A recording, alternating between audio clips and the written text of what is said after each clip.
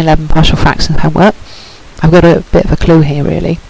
I've been given f of x here as 3 separate fractions, and I've now got to make it into one fraction, so I've got to find a common denominator. Now my obvious answer is x plus 2 squared, because that will work for this one too, and also for this one. So I'm going to make a common denominator of x plus 2 squared.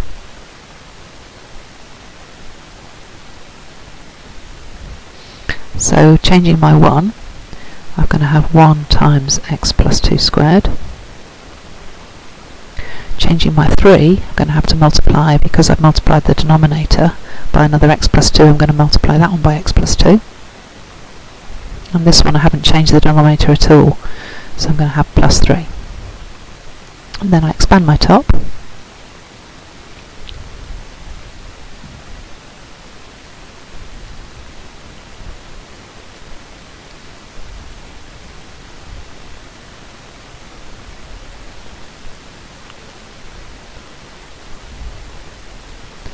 And then tidy it up.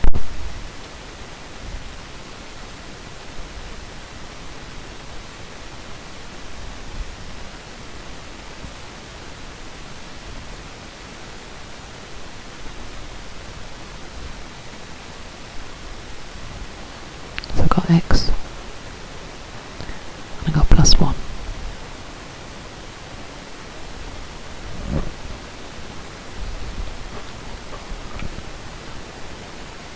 So partial fractions, algebraic fractions, 11 part B and C. I'm now looking at 11b and I'm looking at this. I've got to show that x squared plus x plus 1 is greater than 0, so in other words positive for all x. Now that was the numerator of my function from earlier, from part A. So my easiest way to show that that is greater than 0 is to complete the square on it.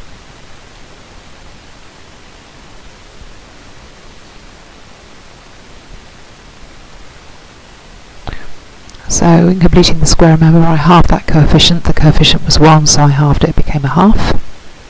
I expanded that. I noticed it was too heavy by a quarter, so I had to subtract a quarter. My plus 1 is from my original there. So now I'm going to tidy that up. So minus a quarter plus 1 is plus 3/4. Now, is it true to say that that's always positive? Well, let's have a look. When I square something, I'm always going to have a positive result. So when I end up by adding 3/4 to it, it's always going to be positive. So I'm going to show that here, x plus a half squared is always positive. Therefore, x plus a half squared plus 3/4 is always positive. So I've shown that.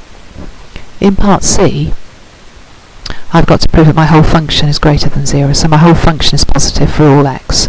My only exception to that being x being equal to minus 2.